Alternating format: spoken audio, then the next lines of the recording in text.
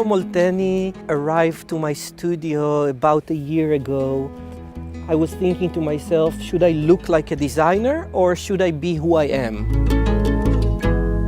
I'm known to be a bit more free-spirited and less commercial in my projects. On the contrary, I thought that it can be a very interesting opportunity for me to see how I can channel my very abstract ideas and convert them into real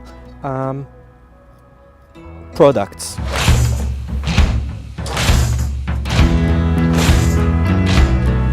The Grado collection for Molteni started with the idea of redefining the basics almost in a mathematical way, from the very basic cube.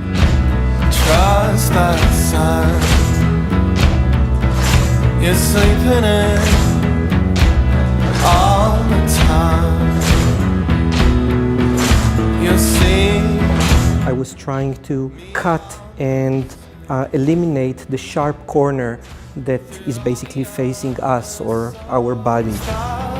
Considering this cut, what I was basically doing is redefining it by numbers and rotating the tube in 45 degrees in order to create this shape.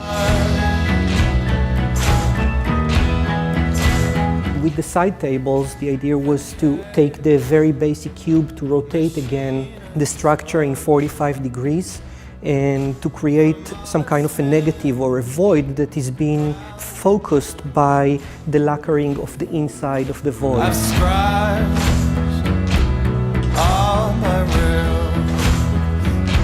The color was not in order to decorate the piece, the color was mainly in order to symbolize the inner void of the cube.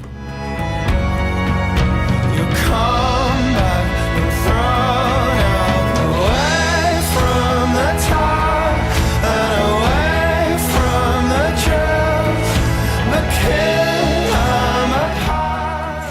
I think that as a creative person, I can never accept life as is. I always want to know more or to ask more questions about life. If we will just recreate the same frame, so there is no reason for it. But if we will be able to rotate it so little in order to achieve a new effect, I think that this is a main goal for me.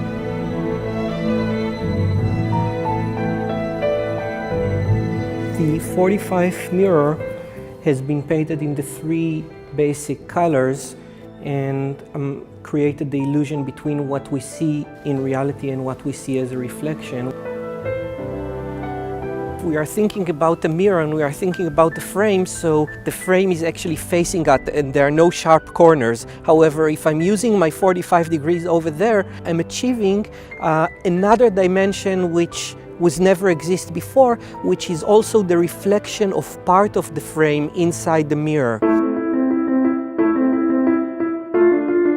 With the panna cotta table, I shifted my thoughts a little bit to a different configuration, and I asked myself how a surface can be held and be stable while the base of it is in a much smaller diameter, almost to create the absurd. So I think that in this place I allowed myself to take things almost to the edge.